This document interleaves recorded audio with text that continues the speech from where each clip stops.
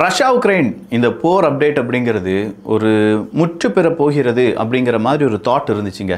ஏன்னா ட்ரம்ப் அவர்களும் புட்டின் அவர்களும் பேச போகிறாங்க. பேசுகிறதுக்கு முன்னாடி விட்காஃப் அவர்கள் புட்டின் பக்கம் வந்து பேசியிருந்தார், ரஷ்யாவுக்குலாம் வந்திருந்தார்.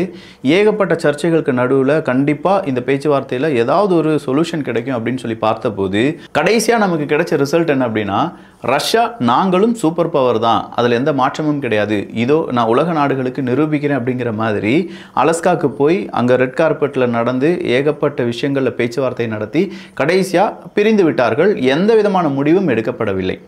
இங்கே ட்ரம்ப் அவர்கள் ரொம்பவே சோர்வாக இருந்தார். இந்த மீட்டிங்க்கு பிறகு ட்ரம்ப் அவர்கள் வழக்கம் போல் இல்லை அப்படின்னு சொல்லி அமெரிக்க ஊடகங்கள், வால் ஸ்ட்ரீட் ஜேர்னல் உட்பட பல ஊடகங்கள் செய்தியை வெளியிட்டிருந்தார்கள். ஸோ இப்போதைக்கு உக்ரைனில் இருக்கக்கூடிய ரெண்டே ஆப்ஷனை உக்ரைன் பயன்படுத்தி ஆக வேண்டும். நாளைய தினம் உக்ரைனுடைய அதிபர் செலன்ஸ்கி அவர்களும் ட்ரம்ப் அவர்களும் பேச போகிறார்கள். அதில் என்ன மாதிரியான முடிவுகளை இனி ட்ரம்ப் அவர்கள் அதை கன்வே பண்ண போகிறார் ரஷ்யாட்ட, அதை பொறுத்து ரஷ்யா உக்ரைன் போருக்கான பலவிதமான திருப்பங்கள் ஏற்படலாம். ஸோ இப்போ வர என்ன நடந்திருக்கு அப்படிங்கிறத இந்த ஒரு பதிவு வழியாக பார்க்க போகிறோம். எல்லாத்தையும் பார்த்துடலாமா?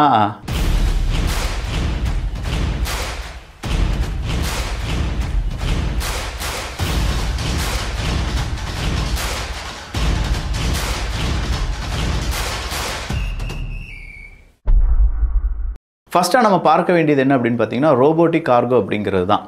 இந்த ரோபோட்டிக் கார்கோ அப்படின்னு சொல்கிறதும், இந்த ரோபோட்ஸ், ஆர்டிஃபிஷியல் இன்டெலிஜென்ஸ் அப்படின்னு சொல்கிறது எல்லாமே இப்போ இந்த ரஷ்யா உக்ரைன் போரில் பெருசாக பயன்படுத்தப்படுகிறது. இந்த ரோபோட்டிக் கார்கோ ஃப்ரண்ட்லைனில் இருக்கக்கூடிய இராணுவ வீரர்கள் இருப்பாங்கள்ல, அவங்களுக்கு தேவையான ஆயுதங்கள் கொடுப்பது, உணவுகள் கொடுப்பது, இல்லை அவங்களுக்கு தேவையான உதவிகளை கொண்டு போகிறது, இப்படின்னு சொல்கிற பல விஷயங்களை இந்த ரோபோட்டிக் கார்கோ அப்படிங்கிறது தான் செய்தான். ஸோ இந்த ரோபோட்டிக் கார்கோவை பொறுத்த வரைக்கும் ரோபோட்டிக் கார்கோ வழியாக டெலிவரி அப்படிங்கிறது டபுள் ஆகிருக்கு அப்படின்னு சொல்கிறாங்க. போன மாதத்தை விட இந்த மாதம் டபுள் ஆகுது, அடுத்த மாதம் இதை விட டபுள் ஆகும் அப்படின்னு சொல்கிறாங்க. ஸோ நிறைய மனித உயிரிழப்புகளை இந்த ரோபோட்டிக் கார்கோ அப்படிங்கிறது தடுக்கிறது என்கிற தகவல் வெளியாகி இருக்கிறது. சரி, ரோபோட்டிக் கார்கோ அப்படிங்கிறது கண்டிப்பாக ஒரு இடத்துலேருந்து இன்னொரு இடத்துக்கு போகுதுலாம் வச்சுக்கலாமே. அப்போ இந்த ட்ரோன்ஸ் என்ன செய்யும்? இந்த ரோபோட்டிக் கார்கோ அப்படிங்கிறதுலாம் தடுக்காதா? இந்த ரோபோட்டிக் கார்கோ மேலே இந்த ட்ரோன்ஸ் வந்து விழுந்துராதா அப்படிங்கிற ஒரு கேள்வியெலாம் இருக்கலாம். பொதுவாக இந்த ரோபோட்டிக் கார்கோ அப்படின்னு சொல்லும்போது இங்கே இரவு நேரங்களில் தான் இந்த மாதிரியான டெலிவரி அப்படிங்கிறத செய்கிறாங்க. ஸோ இரவு நேரங்களில் ஒரு இடத்திலிருந்து ஒரு இடத்திற்கு மனிதர்கள் செல்வது நம்ம உடம்புலேருந்து வெளியேறக்கூடிய வெப்பத்தை வைத்து கண்டுபிடிக்க முடியும். அப்படி இல்லைனா சவுண்ட்ஸை வச்சு தான் கண்டுபிடிக்க முடியும். இந்த வெப்பம் இல்லாட்டி சவுண்டு, இது இரண்டுமே இல்லாத ஒரு ரோபோட்டிக் வண்டியை ஒரு இடத்துலேருந்து இன்னொரு இடத்துக்கு நம்ம மூவ் பண்ணுறோன்னு வச்சுக்கோங்களேன், பெருசாக கண்டுபிடிக்க முடியாது. ரொம்ப ரேராக தான் கண்டுபிடிக்க முடியும். அதனால் இந்த இடத்துல ஹீட்டும் ப்ரொடியூஸ் ஆகிறது கிடையாது, இல்லை சவுண்டும் ப்ரொடியூஸ் ஆகிறது கிடையாது அப்படின்னு சொல்கிற ரோபோட்டிக் கார்கோ பெரிய அளவில் உதவியாக இருக்குது என்கிற ஒரு ஸ்டடி இப்போது எல்லா நாடுகளும் செய்து வருகிறார்கள். ரஷ்யா உக்ரைன் அப்படிங்கிற இந்த போரில் இருந்து தான் இந்த ட்ரோன்ஸ் வார்ஃபேர், அதற்கான பல கட்டம், அந்த இடத்துல இருந்து லைவாக ட்ரோன்ஸை தயாரித்து அதில் வெடிப்பொருளை வச்சு அனுப்பி விடுறது எல்லாமே நம்ம பார்க்குறோம். அது கூடவே அடுத்ததாக வந்திருக்கக்கூடியது தான் ஆளில்லா போட் அப்படிங்கிறதும். ஆளில்லா போட்டும் பெரிய அளவில் பிளாக் சீல அவங்களுடைய ஆதிக்கத்தை செலுத்தினார்கள். அது ரஷ்யாவாக இருக்கட்டும், உக்ரைனாக இருக்கட்டும், ஆளில்லா போட்டை வச்சு பெரிய பெரிய கப்பற்படைக்கான கப்பல்களை தகர்த்தார்கள். அவங்களுக்கான முக்கிய திட்டங்களை எல்லாமே தவிடுபடியாக்கினார்கள். அடுத்ததாக வந்திருக்கக்கூடியது தான் இந்த யுத்தம் வழியாக நமக்கு இன்ட்ரடியூஸ் ஆகியிருக்கிறது தான் இந்த ரோபோட்டிக் கார்கோ அப்படிங்கிறது. ஸோ இந்த ரோபோட்டிக் கார்கோவை இப்போ பெரிய அளவில் இனிஷியேட் பண்ணி ரஷ்யா அதை பல நிறுவனங்கள் அந்த ரோபோட்டிக் கார்கோவுக்கு தேவையான பல ரோபோட்ஸ் உருவாக்கிட்டு இருக்காங்க என்பதும் குறிப்பிடத்தக்கது. இப்போ நம்ம ரஷ்யாவை எடுத்து பார்த்தோம்னா இதே மாதிரி பல டெண்டர்ஸ் அப்படிங்கிறது ஓடிட்டு இருக்கான். ரோபோட்டிக் கார்கோக்காக இருக்கட்டும், இந்த ஆர்டிஃபிஷியல் இன்டெலிஜென்ஸ் ட்ரோனில் ஏஐ இருக்கட்டும், ஃபூட்டேஜஸ், கிடைக்கிற ஃபூட்டேஜஸ் வச்சு டேட்டா எக்ஸ்ட்ராக்ஷனாக இருக்கட்டும், இது எல்லாமே இப்போ பெரிய அளவில் பேசப்பட்டு வருகிறது. ஸோ இங்கே மறுபடியும் ரஷ்யாவினுடைய ட்ரோன்ஸ், அந்த ட்ரோன்ஸுக்கு ஆர்டிஃபிஷியல் இன்டெலிஜென்ஸ் கொடுக்கக்கூடிய நிறுவனங்கள், இந்த நிறுவனங்களுடைய லிஸ்ட்டை உக்ரைன் கையகப்படுத்தியிருக்காங்க. உக்ரைன் அவங்க நடத்தின இந்த சைபர் வார்ஃபேரில் அப்படி ஒரு லிஸ்ட்டு கிடச்சிருக்கு.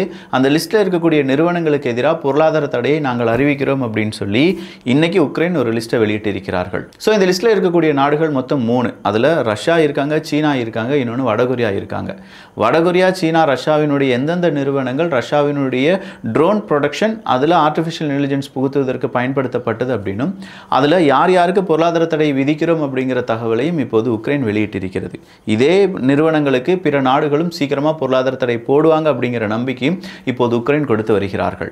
உக்ரைனுடைய அதிபர் ஜெலன்ஸ்கி அவர்கள் அமெரிக்காவுக்கு வந்துட்டாரு, நாளைக்கு பேச்சுவார்த்தை நடக்க போகுது அப்படின்னு சொல்லும்போது பல தலைவர்கள் கூட இப்போதும் என்ன செஞ்சுட்டு இருக்காருன்னா பேச்சுவார்த்தையில் ஈடுபட்டு இருக்கார். இந்த நேரம் திடீர்னு ட்ரம்ப் அவர்கள் அவருடைய ட்ரூத் சோஷியல் மீடியாவில் வந்து பெலா அப்படிங்கிற ஒரு வார்த்தையை டைப் பண்ணுறார். இந்த பெலா அப்படின்னு சொல்லும்போது ஒருவேளை பெலரஸை குறிக்கிறதோ இல்லை பெலா அப்படின்னா என்ன, இந்த ஒரு கன்ஃபியூஷனில் நிறைய பேர் அவங்களுடைய கருத்துக்களை பதிவு பண்ணிட்டு வராங்க.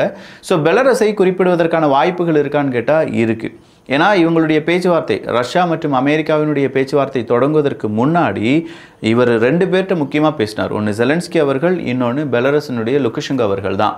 ஸோ ட்ரம்ப் பேசினதில் 2 தலைவர்கள் லுகஷெங்கோ அவர்களும் இருக்கிறதுனால பெலரஸை வச்சு அமெரிக்கா ஏதாவது காய் நகர்த்துறாங்களா அப்படிங்கிற ஒரு கேள்வி உருவானது. இன்றைக்கி மறுபடியும் பெலா அப்படிங்கிற ஒரு வார்த்தையுடன் நிப்பாட்டி இருக்கிறதுனால ட்ரம்ப் அவர்கள் என்ன மீன் பண்ணுறார் என்பது பெரும் கேள்விதான். பட் பெலரஸாக தான் இருக்கும் அப்படின்னு சொல்லக்கூடிய தகவலும் வெளியாகி இருக்கிறது. அந்த ட்ரோன் ஏஐ கம்பெனியில் 3 நாடுகள் அப்படின்னு சொன்னால் அதில் பெலரஸை சார்ந்த சில நிறுவனங்கள் இருந்தது என்பதும் குறிப்பிடத்தக்கது. ஸோ பெலரஸ் ஓரியன்டாக இருக்கக்கூடிய பல நிறுவனங்கள் இப்போதும் ரஷ்யாவுக்கு உதவி செஞ்சுட்டு இருக்காங்க. லுகஷெங்கோ அவர்கள் அமெரிக்காவுக்கும் அமெரிக்காவினுடைய ட்ரம்ப் அவர்களுக்கும் செவிமடித்து அவங்களுக்கான பதிலை சொல்லியிருக்காரு. பெலா அப்படிங்கிற அந்த வார்த்தையை அவர் குறிப்பிட்டிருக்கிறார்.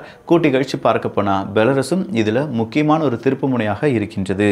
சரி, இப்போதைக்கு 2 ஸ்டெப்பு மட்டும்தான் இருக்காமே. ஒன்று, உக்ரைனுக்கு இருக்கக்கூடிய ஒரு வாய்ப்பு என்னன்னா, ஓகே நாங்கள் இந்த போர் நிறுத்தத்துக்கு சம்மதிக்கிறோம், ஆனால் என்ன அந்த இடத்துல இருக்கக்கூடிய ரஷ்யாவினுடைய படைகள் எங்கள் நாட்டிலேருந்து எப்படி வெளியேற போகிறாங்க, பிடித்து வைத்திருக்கக்கூடிய இடங்களை என்ன செய்ய போகிறாங்க அப்படிங்கிற ஒரு கேள்வியை கேட்கும். அப்படி கேள்வியை கேட்கும்போது ரஷ்யா சொல்லுவாங்க, எங்களுக்கு இந்த இடம்லாம் பிடிச்சிருக்கு, நாங்கள் இந்த இடத்தெல்லாம் பிடித்து எடுத்து விட்டோம், உங்களுடைய ட்ரூப்ஸை உடனடியாக வெளியேற்றுங்கள் அப்படின்னு சொல்லி இழப்புகள் அப்படிங்கிறது உக்ரைனுக்கு தான் இருக்கும். ஆனால் என்ன, போர் நிறுத்தத்தை 2 நாடுகளும் சேர்த்து அறிவிப்பார்கள் அப்படிங்கிறது ஒரு பாயிண்ட். செகண்ட் பாயிண்ட் என்னென்னா, 2 நாடுகள் கிடையாது, அதை ரஷ்யா மட்டுமே அறிவிப்பார்கள் போர் நிறுத்தம் அப்படிங்கிறத.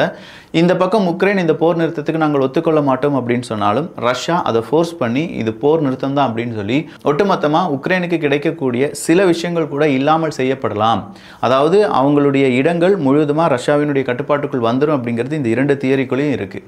அப்போ இந்த 2 தியரி வழியாக நம்ம ஒரே ஒரு விஷயத்தை புரிஞ்சுக்கிறோம்னா, உக்ரைனுடைய இடம் அப்படிங்கிறத ரஷ்யா எடுக்க போகிறாங்க. ரஷ்யாட்டிருந்து அந்த இடத்தை மீட்டெடுப்பதற்கான முயற்சிகளில் அமெரிக்கா ஈடுபடவில்லை. அதையும் தாண்டி உக்ரைனுக்கு வேறு ஏதாவது நன்மைகள் நடக்குமா அப்படிங்கிறது மட்டும்தான் இந்த 2 தியரி.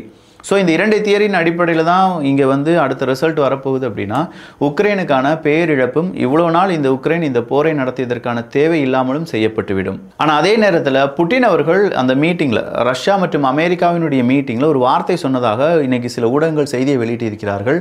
அதில் என்னென்னா, கர்சன் மற்றும் சாப்ரோசியா ரீஜன் அது வந்து எங்களுக்கு தான், கர்சன் சாப்ரோசியா ரீஜன்லாம் எங்களுக்கு தான், பட் இந்த ரீஜனை தாண்டி வேறு ரீஜனில் நான் கை வைக்கக்கூடாது அப்படின்னா டோன்பாஸ் ரீஜன்லேருந்து உக்ரைனுடைய இராணுவ வீரர்கள் உடனடியாக வெளியேற்றப்பட வேண்டும் அப்படின்னு சொல்லி புட்டின் அவர்கள் சொன்னதாகவும், உடனடியாகவே புட்டின் அவர்கள் சொன்னதை டொனால்டு ட்ரம்ப் அவர்கள் உக்ரைனுடைய அதிபருக்கு தெரிவித்ததாகவும் செய்திகள் வெளியாகி இருக்கின்றன.